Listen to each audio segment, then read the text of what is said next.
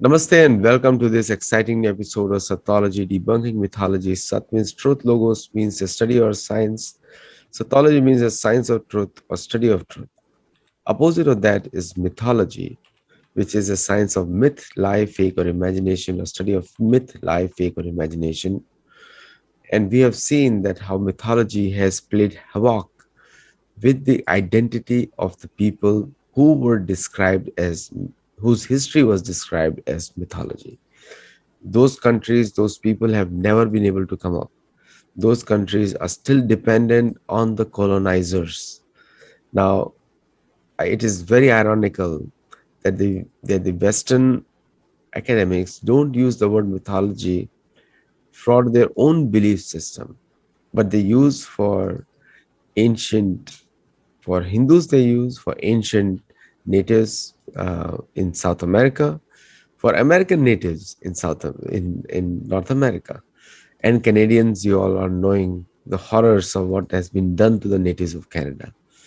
And Europe is simply indescribable. So today we are going to talk about how the history of chronology of languages actually has also been misrepresented. So without delay, let us welcome a very good friend of mine and a researcher, Sri Vedveer Arya. Namaste, Aditya ji. Namaste, namaste. No, which is a very Yes. interesting topic you have chosen because Huh. this this is the crux of the matter because English alphabets look like Brahmi script, most of them. So No, most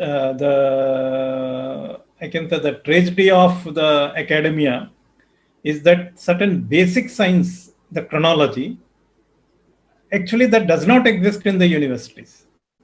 There is no department of chronology at all. You have like mathematics is the basic science of various subjects. You have a department of mathematics for so that all other subjects borrow from the that basic science.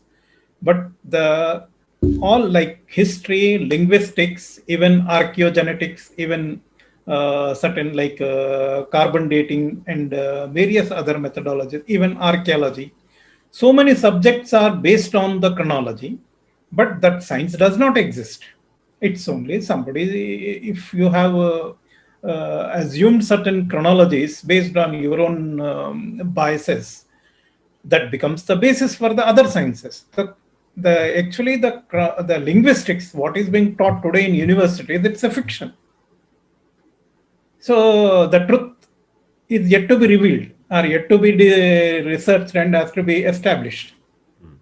So that's why it is very, very important. Where the history, we have a lot of issues have been settled based on the traditional chronology and others. But the problem is the linguistics, because it's a very, very important subject in the universities. This needs to be the mythology of linguistics has to be deconstructed so that we can establish the actual truth about the history of languages. So it is the two parts. One is the historical linguistics, second, the evolution of linguistics. So I yeah, will be speaking on the historical linguistics, how yeah. the chronological evolution of No, languages and scripts. you made a very good point because the narratives are ready, but there is no timeline. The narratives are Yes. Indo-European languages, Proto-European languages. These are the Yes. narratives we have. And wherever Yes. they cannot run away of being the title Indo, like how can they run away from Sanskrit? So they had to write Indo-European languages because Yes.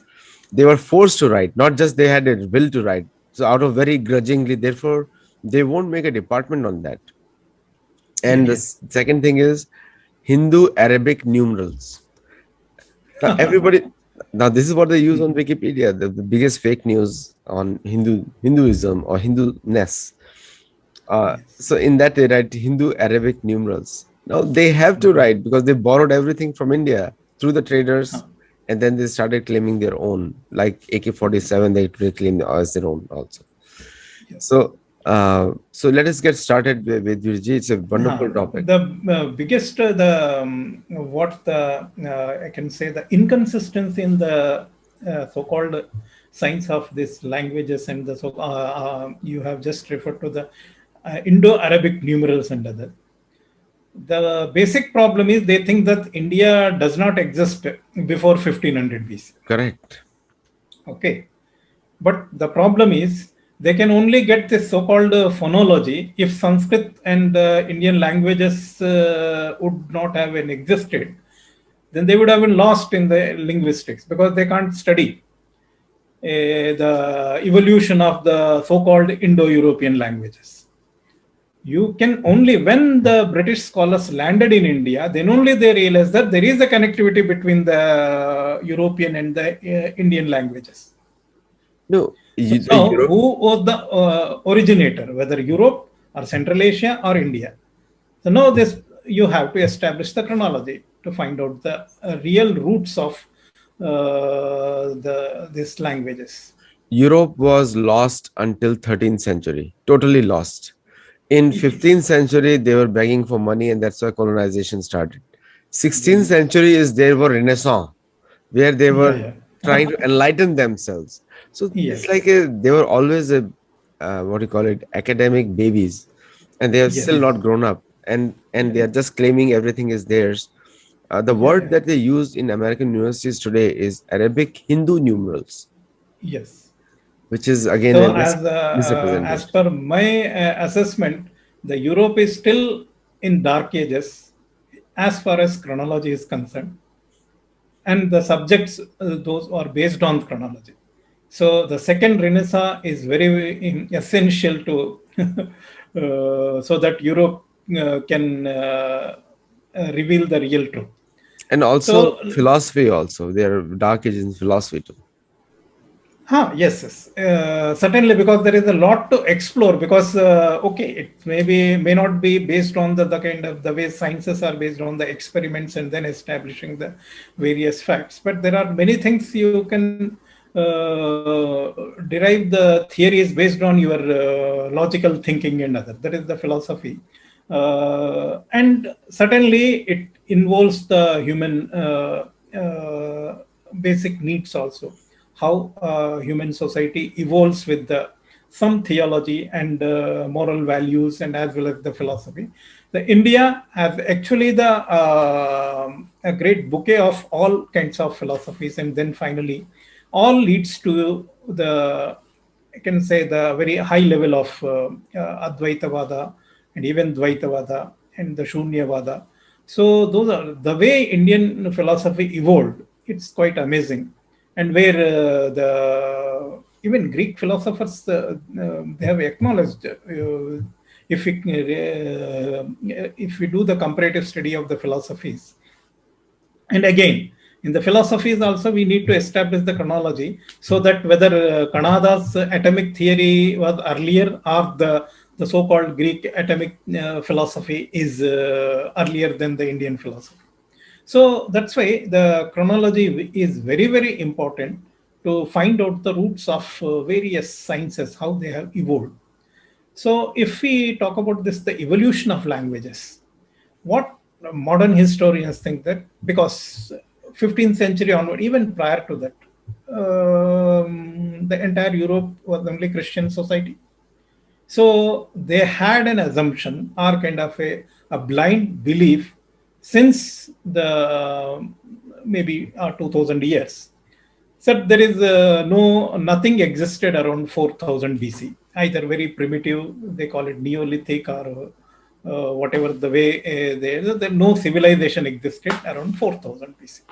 So they come out of an idea that a kind of a proto Indo-European language, means mother of India, Indo-European languages existed around 4000 BC to 3000 BC. Let's Some get even go. let's get started. You want to share your slide? We can get started. Yes, yes. So they just have, and I can say various other things also, like uh, 1 minute, I'll just come.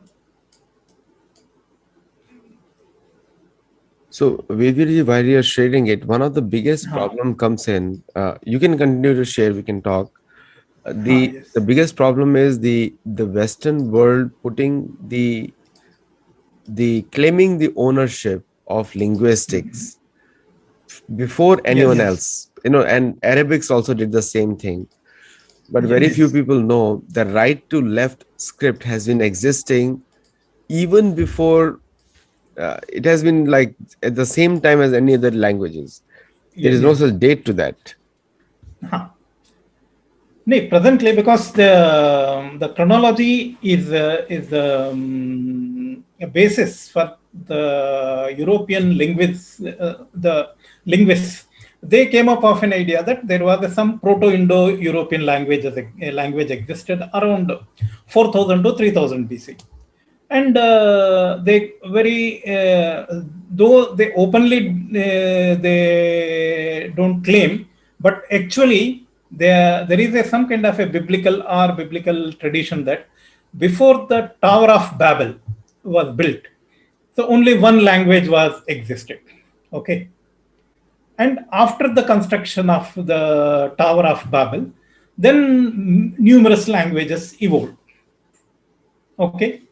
So, according to this biblical story, because the Tower of Babel was built only after the Great Flood. Mhm. Okay. So, finally, their entire so called science is based on the mythology. Not, I can say, not mythology, it's kind of a uh, biblical tradition. So it's not, they have not come out of with anything they have discovered. It's actually their blind beliefs they have just presented as a theory. So they think that because they date the flood around 4000, 3000 BC or 2500 BC. So prior to that, there was only one language existed. Okay, that is the Proto-Indo-European language. Thereafter, after 2500 or 2000 BC, numerous Indo-European languages evolved. It's not one language because from that many sister languages like Proto-Anatolian, they come out, Proto-Indo-European, and Proto-Baltic or even Slavic. So many, almost 7, 10 Indo-European languages. Thereafter, numerous, I think probably around 445 or 450 Indo-European languages exist today. And under this framework, what they did, one biggest mischief they have done it. What they say, the North Indian languages belong to Indo-European language family, but not South Indian languages. This nonsense has been established based on that Aryan invasion theory. So they wanted to divide Indians. So they're saying that South Indian languages do not belong to. Then, since there are a lot of influence on the South Indian languages as Sanskrit when they have discovered, now they say there is an external family. I think some kind of extramarital affairs of Indo-European languages. So this is how the the South Indian languages got influenced from the Indo-Europe. People do not know all the South Indian kings were called Arya. All of them. All of No, them. yeah. The Arya, even in South India, there is the Ayya. They generally Yes, refer to anyone as a elder person. correct. So Arya was always a kind of a gentleman Gentlemen. to address a person, a very Yeah. cultured person. That's all. There was nowhere a race kind of a Arya or Dravida ever existed on this earth. Europe has the biggest disease of race culture, and therefore, in the US, there's launched the critical race So theory they've launched yes, recently, which is a yeah. highly racist theory in a way, which is the name itself has race also in it. Many things, but till date, one word has not yet coined, racist linguistics. So modern linguistics are actually racist linguistics. That's They right. come out of with the Dravidian language families. I don't know what it means. So I will tell you how Indian languages evolved later, but let us first understand the entire linguistics only with this one slide. It is only this is some Proto-European, Indo-European language existed 4000, 5000 BC. Thereafter, Indo-European languages. Even that African languages. That African languages also they say that some way later, so they are actually extension of the Indo-European languages, the way influence from the, but they have not derived from Indo-European languages. And if you go to US or South America, because all are European languages only, either you will be speaking English, Spanish, and others all are from Europe. So I need not go to the US. So it is only extension of Europe towards, as far as the language is concerned. Yeah, look at the So irony that nobody in North America, in the USA, yeah, knows the name of the language of the Native Americans. Nobody knows okay, the languages. I'm just talking about the common people. You and I may know, but yes, common people yes, do not know what is the language of yes, the native Mexicans, native Brazilians, native yes, Chileans, native Bolivians. Nobody knows. yes. Nobody knows. That's And an how irony. those languages evolved, whether any studies have been done, No that should be part textbooks, of the. nothing, not being taught, also not being promoted, because the entire church will collapse if they teach. The church will go Yes, away. They say, yes, even though America, they call it the freedom of religion, but it's pretty much a Christian teachings. And now yes, the Islamic teachings are coming in, and Hindu teachings yes, we all want, but it's still a mirage. But anyway, yes, you know, yes. So this and apart from that, so if we can leave out the only Chinese language, that family, whatever we call it, even we got some languages, even the Southeast Asian languages, also influenced by Indian languages. If you see the so-called the Indo-European language family as well as so-called extended family, if you add on, I can say almost 75% of the world languages are come into this one family.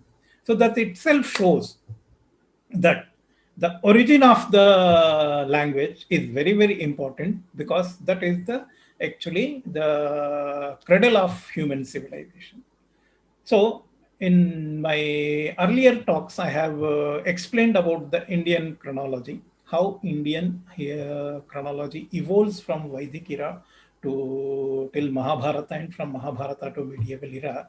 So, our antiquity goes back to around 14,500 BCE. So Sanskrit language, even we written documents like Vedas were finally compiled somewhere 11,500 to 10,500 BC. So Vedic Sanskrit language existed at least 13,500 years before from today.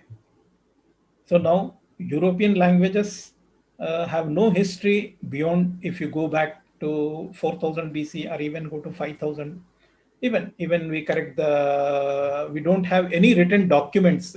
Only we have some tablets and the cuneiform tablets, or the Egyptian, because that is actually Egyptian language is African family. So hardly, if you go beyond 4000 BC, we don't know any, no written documents exist in the Europe at all. So even it's today difficult in to take. Africa Uh-huh. also, there is no record of native languages. There's no departments opened up. Cairo Yes. University has a huge university, is a huge university. One of the, Yes. I respect it a lot because it has a lot on Indian invasions. Yes. And but the Cairo University has no record of Coptic languages, not a single Yes. record. They're Yes. not being taught also. Only Yes. Arabic is being taught. Yes. So what I'm saying, the chronological gap. Here, the Europe has history 4,000, or you can go to maximum 5,000. But Vedic Sanskrit has a history up to 11,000 BC, even beyond that. So it means there is the so-called Proto-Indian, Indo-European language, well, actually the Vedic Sanskrit or the Sanskrit language, or even the evolved language, the Prakrit languages and other.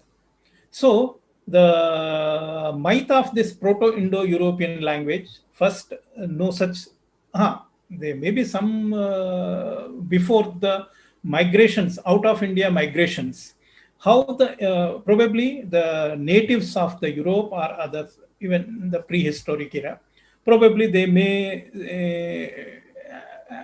might have any languages during those time, but it is difficult to say right now because we don't have any evidences. So probably the, you can say certain derived languages are so-called influence from the Sanskrit. So Sanskrit are most developed language. So when the migrants from India gone to Europe or even the Middle East and Central Asia, then up to Arab. So these all various languages have been evolved.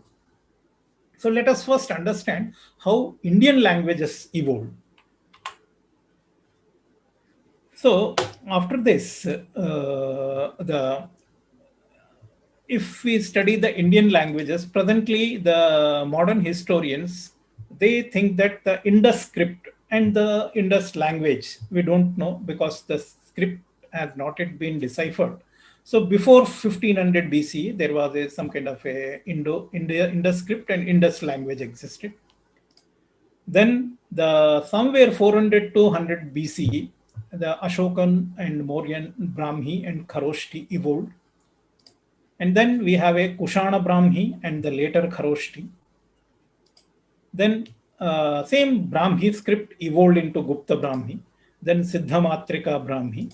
Then it comes Sharada script and Devanagari script. So this is the chronological evolution of various scripts. And so all languages prior to 1500 BC, because Vedas did not exist as per the assumptions of eminent historians. So no Sanskrit language existed prior to 1500 BC. And it appears that some illiterate migrants from Central Asia, when they landed in India, they suddenly became literates and they could start writing Vedic suktas, and even they evolved most advanced language like Vedic Sanskrit. And in my earlier talk, I have explained the chronological error between the dating of Buddha Nirvana, because almost 1380-year chronological gap, the chronology of this historical linguistics also needs to be revised. So similar structure, if you go back, the Indus script must be prior to 3500 BC, because all sites, whatever the sites have been found in the Indus Valley as well as the Saraswati River, they have to be dated prior to Mahabharata for the mature Harappan, and the later Harappans probably Mahabharata and post Mahabharata era. So all sites found wherever the seals have been found have to be dated prior to 2500 BC or 3000 BC. Recently, there were excavations in the Sanoli. We have found the chariots, very advanced chariots, and the carbon dating proves that they have to be dated prior to 2000 BC. But in Sanoli, we haven't found any Indus seal or in evidence of Indus script. So no seal can be dated after 2000 BC, because very nearby from that Bagpat and Senoli, if you go northwards, or another 200 Bijnor area is there. Many Indus seals have been found there. So we have to, because the problem is we can't date Indus seals using the radiocarbon dating or any other dating. It is possible OSL dating, but no one has tried yet. I don't know. Any Indus seal can be scientifically dated to find out when these seals were made. Presently, just an assumption, since they think that the Indian history starts only around 500 BC. They just date everything, every Harappan and so-called Indus sites, or even the sites found in Rajasthan, Haryana, they date before 1300 BC and around. But actually, all later Harappan, so-called later Harappan sites have to be dated as a Mahabharata era, or little, I think maybe 200, 300 years later, because Saraswati River became extinct around 2800 to 2500 BC. So we have to date all those cities prior to that. So that's why, and Ashokan Brahmi, because I have explained that Ashoka has to be dated somewhere 1765 BC. So all Ashokan inscriptions have to be dated in the 18th century BC. So Brahmi script was well established after 2000 BC, or even safely we can say after 2000 BC, or even after, around the Mahabharata era, around the India started, means very widely they started using the Brahmi script. The Brahmi script has a history of at least 5000 years minimum. Prior to that, also a form of ancient form of Brahmi script might have existed, because Vedas can't be written without having the script, because Sanskrit language has been evolved based on the phonetic logic, and as well as the various sandhi sutras, the means the conjunctions, the rules of conjunctions can't be evolved without having a script. So this is how Indian scripts and Indian languages have been evolved. If we talk about the paleography in this one, like what I have saying that Indus script has to be dated before 3000 BC as per the revised chronology. Ashokan and Mauryan Brahmi and even Kharoshti language has to be dated 2500 to 1300 BC. Kushana Brahmi and later a Kushana has to be 1250 to 600 BCA, erroneously written CE. Thereafter, Gupta Brahmi and Siddha Matrika 600 BC to 100 BC, and Sharada script. This is the evolution of Indian scripts. But this is the fallacy what the modern historians established. So we have to follow. This is the way what actually Indian scripts have been evolved. And all languages, the evolution of languages have to be dated prior to these dates. So what are the first bias is that Indians had no knowledge of writing before 600 BC. It is totally, I can say, it's a mythology. I can say that the modern historians, and then say they had an oral tradition 1500 BC to 600 BC. Almost 900 years, the Indians wrote books orally. I don't know, even anyone can attempt to write a book orally. It's impossible. No civilization in the world had any books written orally. Oral tradition means you may have a stories about your history or certain things, or few poems you can do it. You can't write books, because Indians voluminous books. The Vedas itself have a more than 10,000 verses, and thereafter Brahmanas, Aranyakas, Upanishad, whatnot.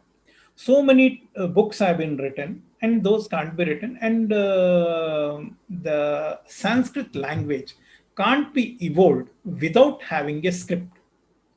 Why? Because the Vedic Sanskrit has been evolved artificially, the way programming languages have been evolved based on the language.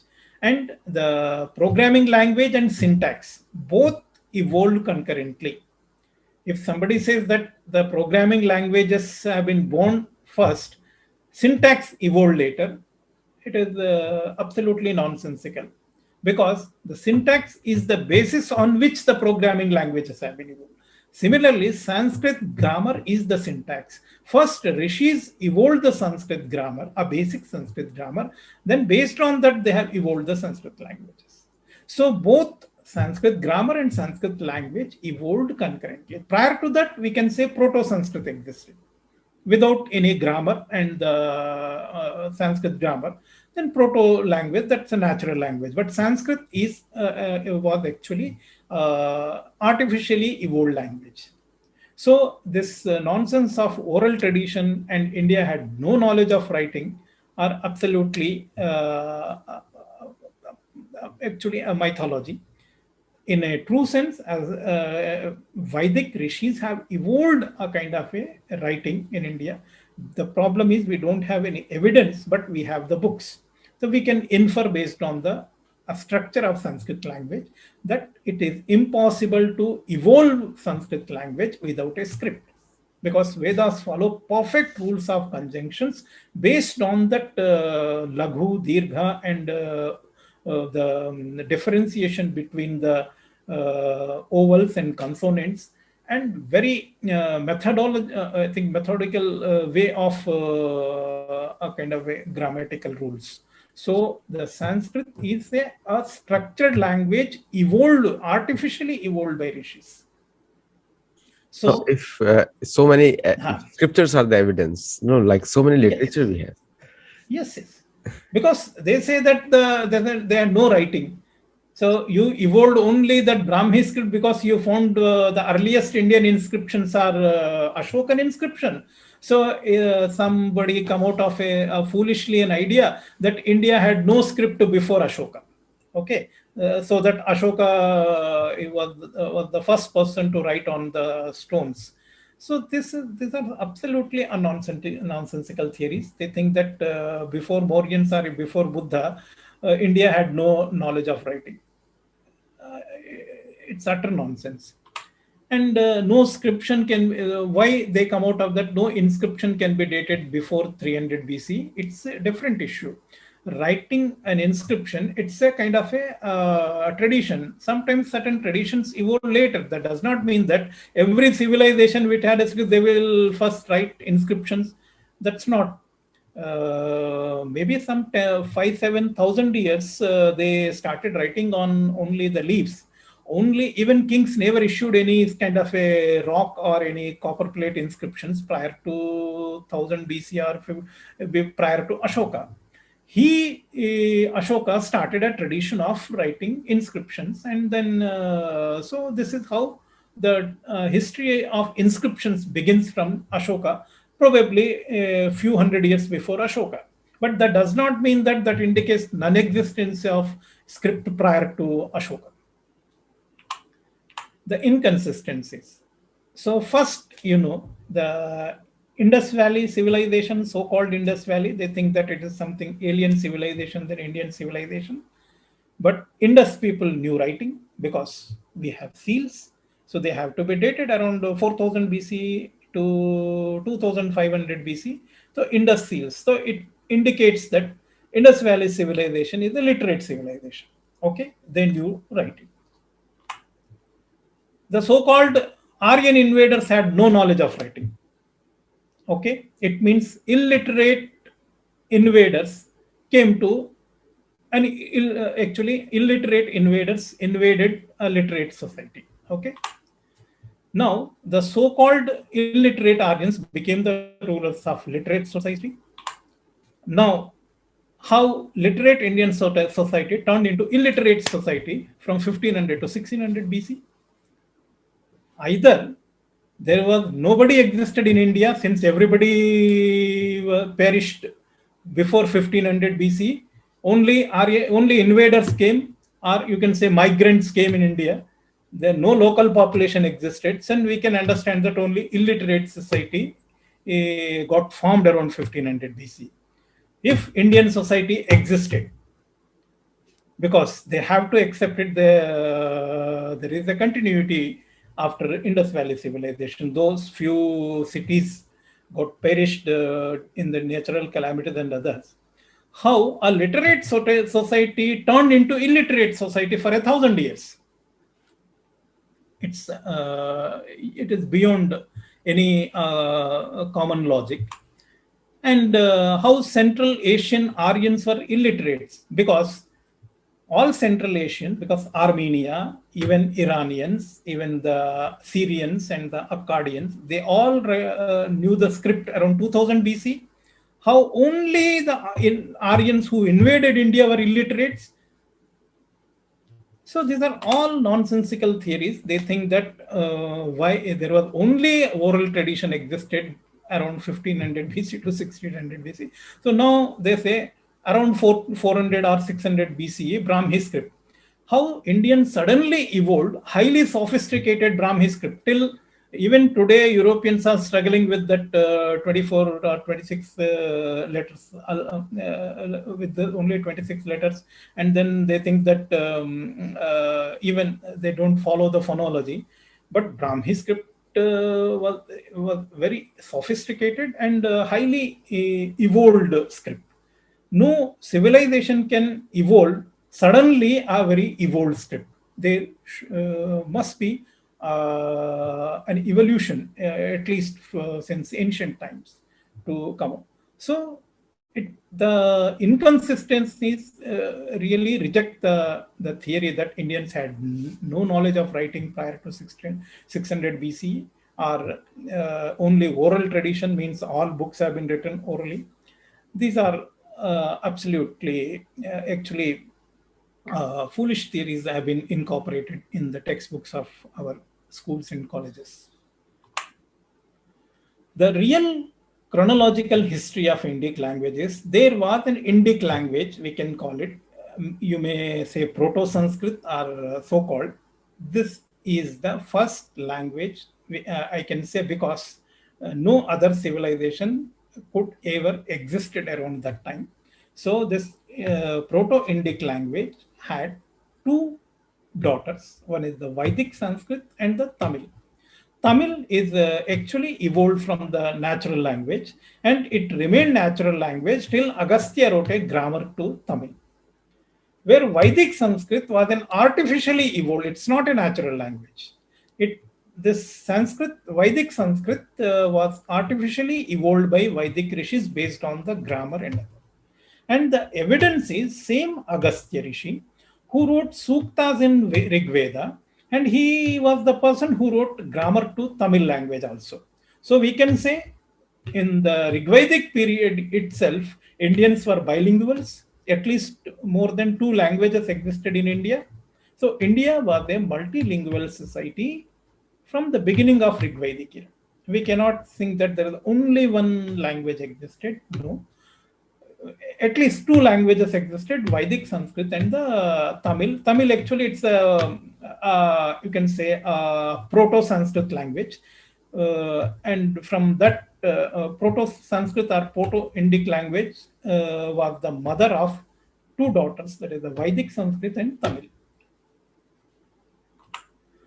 This is how once we when we come out of the chronological history of Indic languages, the Proto-Sanskrit, then Vedic Sanskrit, thereafter from Vedic Sanskrit to post-Vedic Sanskrit, this was in vogue around 10,500 to 7,500 BC, and the Lokic Sanskrit was evolved around 7,000 BC. So the Vedic Sanskrit, because Laukic Sanskrit means when Sanskrit grammar was fully evolved and established, then Laukic Sanskrit became a medium of education in India. So 7,000 BC onwards, the Sanskrit language is remained same till date, means last 9,000 years. The Laukic Sanskrit remained same because the grammar was well established, and there is no scope for further evolution. So this is how but this, what I'm saying, artificially evolved Indic language, because the Sanskrit or Vedic Sanskrit to post-Vedic and Laukic Sanskrit, this kind of an evolution was based on the Sanskrit grammar. It was not a natural evolution. Why? Because the Sanskrit language was an artificially evolved language. Now let us discuss the how the natural languages evolved. This is how for the sake of convenience, we can make it North Indian and South Indian languages, but both are from the same mother, that is the Proto-Indic languages. The Proto-Sanskrit, we have a Paishachi. We might have heard that Gunadhya, he wrote Brihat Katha in Paishachi language. So this Paishachi means can say an evolution, a kind of a dialect of the Proto-Sanskrit. This was prevalent mostly in Kashmir and this North Pakistan, and as well as in Afghanistan area. Probably it must be up to Rajasthan areas also. The various dialects of Paishachis, and then even from Vedic Sanskrit to Laukic Sanskrit, then Prakrit languages evolved.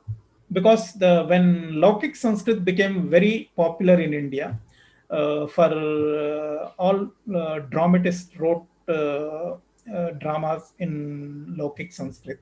So the entertainment, the village level entertainment or the city level entertainment was based on dramas that time. So every poet and the they wrote natakas in Laukic Sanskrit. So now the common people have to learn the Sanskrit to understand the dialogues. Since the common people started learning Sanskrit without learning the Sanskrit grammar, the Prakrit languages evolved from Laukic Sanskrit.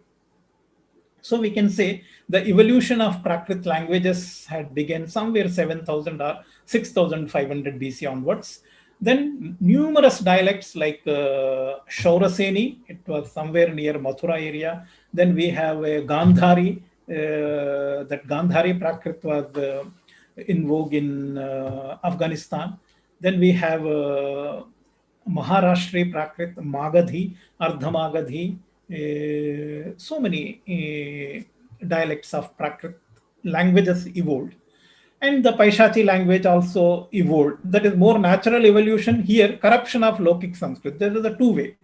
Few languages evolved from the natural languages, and the Prakrit languages evolved from the Lokic Sanskrit. This is how the numerous languages evolved. Even Bharatanaट्य Shastra, if you read Bharata's Natya Shastra, was written around 6000 BC, means finally compiled, actually somewhere 6500 to 600 BC, 6000 BCE.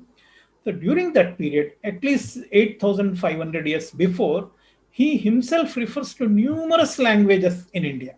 So India was a multilingual society prior to, since Vedic era onwards. Probably Vedic era, two languages are existed clearly because I have given evidence. Agastya wrote a grammar to Tamil as well as he wrote Suktas of Rigveda. So at least two languages or one more language, I can say three languages existed during the Rigvedic period itself. And slowly one natural language like Proto-Indian Sanskrit and the Tamil.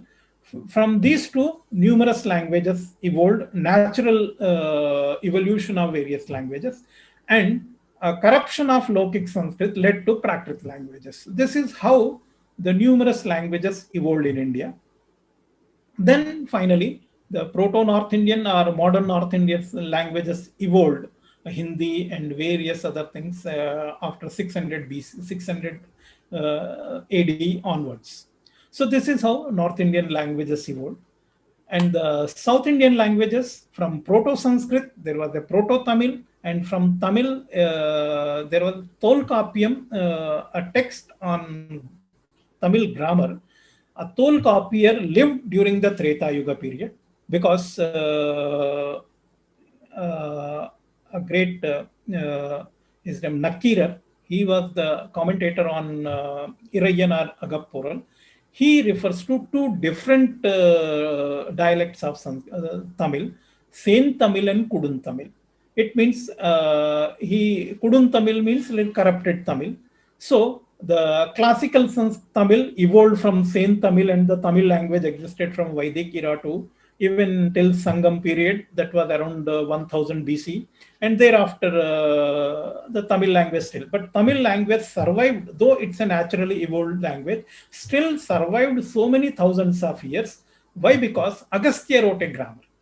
When you structure a language using particular grammatical rules and regulations, the life of the language actually it gets extended. So this is how the Tamil language survived. Even South Indian languages are always ancient than the North Indian language. Why? Because South Indian language perfectly follows Sanskrit grammar rules. All Sanskrit grammar rules, all grammar, the rules of grammar of South Indian language are based on Sanskrit grammar. Even the Tolkappiyar, the author of the Tolkappiyam, he himself refers to Aindra Vyakarana of Sanskrit languages. So this is how the various languages evolved. And from Vedic Sanskrit and Prakrit language, there was a cross influence. Actually, the Prakrit languages influenced the local dialects and the Sanskrit language also. This is how the various languages evolved, like Tamil, then Kudun Tamil, probably Proto-Andhra Kannada evolved from the Kudun Tamil. Then from Proto-Andhra Kannada, archaic Telugu, Kannada, and Tulu languages evolved. From there, then Malayalam, classical Telugu, Hale Kannada, and Tulu. This is how modern Tamil, Telugu, Kannada, Malayalam, and Tulu languages, these are South Indian languages. So, the what modern linguistics teaches, the Dravidian language family is actually different than the Indo-European language. This is utter nonsense. The South Indian and North Indian language both are actually the daughters of the same Proto-Sanskrit and the Vedic Sanskrit. So actually Indo-European language or so-called Proto-Indo-European language, only Sanskrit and the Proto-Sanskrit can only deserve to be tagged as Proto-Indo-European language, because during the Rigvedic era, there was the migration of Danavas towards Anatolia and Greece, and during the Rigvedic era, means very later Rigvedic era, the Asuras migrated to Persia, and they came up with the Asura Veda, and same Asura Veda has been recompiled as Avesta around 7000 BCE by Zoroaster I. So this is how Avestan languages evolved. Avestan means Iranian language. So we even Iranian language is the Indian family only. Those migrated from Indians, they evolved. So there is no Indo-Iranian. We can say only Indian, the family of languages. So from Iran, then various other languages evolved of, if you say the Assyrian, Akkadian, or even the Egyptians. Actually, they claim their origin from the Persia only. So Egyptians also originally Persians, but since they mixed up with the African people, so the language evolved. This is how we can say that so-called external members of Indo-European family, because the influence on Indo-European languages influence on them. And later, one more thing, what the Indus script and Indus language. Actually, this area was actually ruled by the Scythian, that Shakasthana. Shakasthana word became Scythia in Greek language. And these Shakas were ruling over this area. Actually, the so-called Indus Valley civilization, or wherever the Indus seals have been found, these logosyllabic hieroglyphs were used by the Shakas. And prior to 3000 BCE, most of the areas, Egypt, even Greece, and even certain, even the Hurrian language, or so-called Anatolian civilization, they used only hieroglyphs initially. Later, what happened around the Greek history, there a Phoenician king hands over Phoenician alphabets to Greece.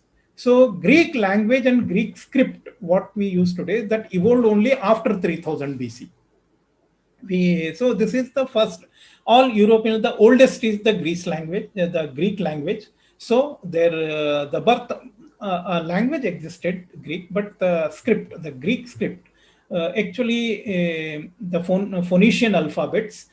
Greece adopted Phoenician alphabets around 3000 or 2800 BC. That was the period. Prior to that, the Greece and Anatolia both used the hieroglyphs only, and a language are part of Indo-European languages. So the origin is India. That's why we have to say Indo-European, from Indo to the migration of the languages to Europe. So that's why it's an Indo-European language. So the Greek, then the migration of Scythians, because the Herodotus and various Greek historians, they refer to the area of the Black Sea as a Scythia. The Scythians migrated there, and as well as the somewhere 6000 BC, the Romani people migrated to Egypt, and from Egypt to Anatolia. And the same Roma people migrated towards Romania, and I think, and all East European countries have the population of Roma people. So this is how the Prakrit languages actually got mixed up with the European languages, and that led to the evolution of all various Proto-Anatolian, Proto-Slavic, or Proto-Germanic, all these languages having so many Sanskrit words. Why? Because the migration of Scythians and migration of Roma people to Europe, and even some Shuras. Mahabharata refers to Shuras they were actually in Surkot in Afghanistan. from that Sur code, these Shuras migrated to Anatolia and they set up their kingdom there. These Shuras were called as Suras, and this Sa became Ha, they became Huras, then Hurrian. So this is how the Mitannis, so-called Mitannis in Anatolia, were actually Shuras or Hurrians, though they were migrated from India. This is the reason why these Shuras, they were not Asuras. Asuras will never ever acknowledge Indra as their god. The Mitannis were actually Hurrians. Hurrians were actually Suras, and Suras or Shuras migrated from Surkot of Afghanistan. Since they were following the Deva traditions, so that's why they had that so-called an agreement between a treaty between Hittites and the Mitannis. That treaty refers to Indra, Varuna, Nasatya. So this is how the out of India migrations led to evolution of so many Indo-European families, languages in Europe. So this is the actual history of languages, and so that's why we must have the true paleography for the world as well as for the India. This is the actually the proto-phonetic script and the early Brahmi script, because some script should be there. It is we don't have any evidence to say that what kind of an history existed, because Indians always used leaves to write books. So leaves have to be recycled because they have a limited life. So every 500 years they have to rewrite. So this is how the books remained actually that traditionally handed over to the people, and then finally even 300 years before also we used to write books on only the talapatras and other, because paper became available only somewhere 19th century or that's all. So we used only the leaves, either Bhojapatras or Talapatras for preserving the knowledge, but we don't have any evidence. It is impossible to get any evidence even through archaeology whether any script existed prior to phonetic script, because generally phonetic script are limited to only learned people, and the local people like in Indus Valley, they used hieroglyphs or logosyllabic script. So this is how the Indian languages and the various script evolved. And there is another myth, they call it some Brahmi and Tamil Brahmi. This is another mischief actually invented by the European, so-called Christian and the colonial linguistics. They say that there is no difference, only a minor difference. They like it's only the difference between the early Tamil Brahmi and later Tamil Brahmi. But these are the very one or two letters. There is a minor variation how they write it. That does not mean that entire script is totally different. It is absolute nonsense. There was only one Brahmi, whether it was in North India or in South India. Entire India used only one script. That is the Brahmi script. The so-called Tamil Brahmi or non-Tamil Brahmi ever existed. So we must get out of this nonsensical theories. And another chronological problem is the Brahmi, Gupta Brahmi and Siddhamatrika. The historians, what they say that Siddhamatrika, the Gupta Brahmi existed earlier and Siddhamatrika evolved later, but it is actually chronologically a false theory. Sriharsha flourished even before Guptas, and he used Siddhamatrika. Siddhamatrika is nothing but a calligraphic writing of a Brahmi script. So it's not anything a special script, it's only a calligraphy. That's why the script is same. So Siddhamatrika and Gupta Brahmi were contemporaries. There is no chronologically Siddhamatrika has to be placed after Gupta Brahmi. It's another blunder in their research. So this is how we have to study the Indian linguistics. Today, I tried to present the chronology, how the languages have been evolved from Vedic era, how Indian scripts have been evolved, and how Indian languages migrated to westwards, even eastwards also, because even the script of Cambodian language or even the script actually influenced by the Indian scripts only. And Burmese script and language also evolved from under the influence of Indian scripts and Indian languages. So it's for even for the languages, India was the cradle of civilizations, and even various languages and scripts within the India as well as the neighbors like Cambodia and the Burma, even Sri Lankan scripts, they evolved. Actually, Sri Lanka was part of India only. So this is how the evolution of all languages, either Europe or India, it's a long history. So the so-called Proto-European language never existed. Actually, it's a Vedic Sanskrit or Proto-Sanskrit can only deserve to be claimed as a Proto-Indo-European language because, and from that Vedic Sanskrit and Tamil, these two were the first languages born out of Proto-Sanskrit, and from there various Indian languages. And when the Asuras and Danavas migrated to the Europe, and in a later period, when Scythians and the Roma people and the Shuras migrated to Anatolia and East Europe, these migration led to evolution of various Indo-European languages. So this is the what I wanted to present today. And chronology is very, very important to study the languages and the historical linguistics. Without the chronology, we have lost since last 300 years. So many fictions have been established as the truth, but actually we have to weed out these fictions from our textbooks. Thank you, Aditya.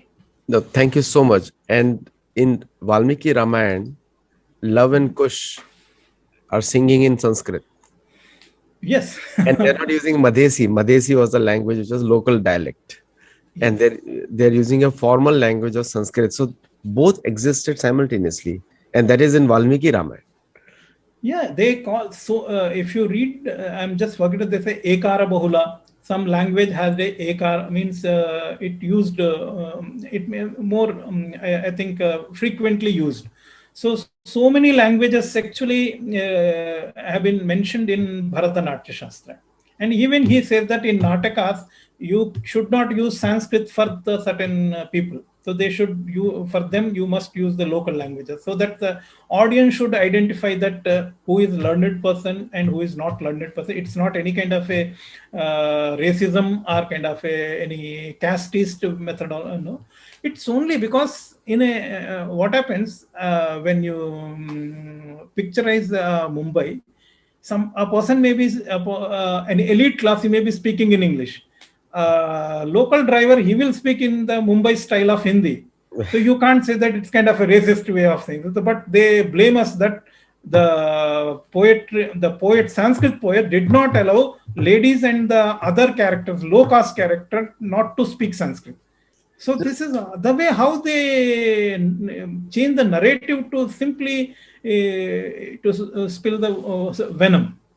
No, Arabic societies and European societies have been the most racist on the planet. There was some study was done in the American campuses, and they purposely said that the Arabic culture is even more racist than the European culture. Now, this is what the conversation going on, and that's what the critical race theory is. Critical race theory is very much that the races which are oppressed have to be shown, and the white supremacy is responsible for that. So the color of the skin has always played an important role. Therefore, you'll see the stories like fairy tales. Fairy tales is like the white as a snow, Snow White. Yes. This was used there. So this body based, skin based culture, I call it a skin disease, has been very predominant in the Middle Eastern culture as well as in the European culture. Like generally, if you go to any Arabic uh, you know intellectual meet, they will Yes. describe Indians as ugly looking people, just like what Chinese do, and which is Yes. very common. And so they are amazed that how can, according to them, not so good looking people have so much brains. They don't understand that. And according to them, I'm just saying according to them because I'm proud of my skin color. But the this concept has been there. And if you look at the Sanatan Dharma concept, which is purely based on merit and education, Yes, where the yes, qualities and play a major role in yes, in determining who is the right person or good person. Even a yes, good looking snake can be very poisonous. So it yes. doesn't mean that the looks define what the quality of a person is. So on the linguistic side, it's amazing presentation. I think Vedveer, I have seen it for the first time, and somebody has done to Oh, this thank you. research. So thank you so much for doing this. Would you like to add Yeah, something which we the missed out? tracking migration out of India migration, because I am now even trying to chronologically establish those migrations. So I will come out of that one day. That even with the evidences, and that also in the only European sources, not Indian text.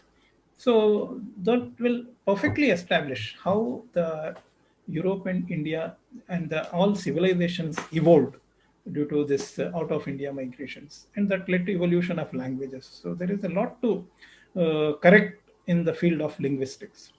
One of the things, Vedveer, if you can help understand everyone else, the Devanagari and Brahmi.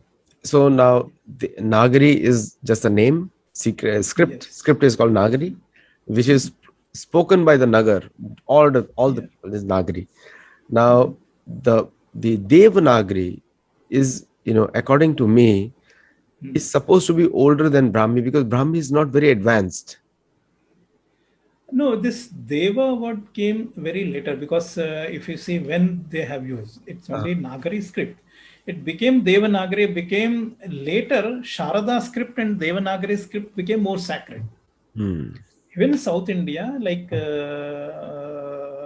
Vijayanagara kings, they issued copper plates in only Devanagari script. Devanagari. That's right.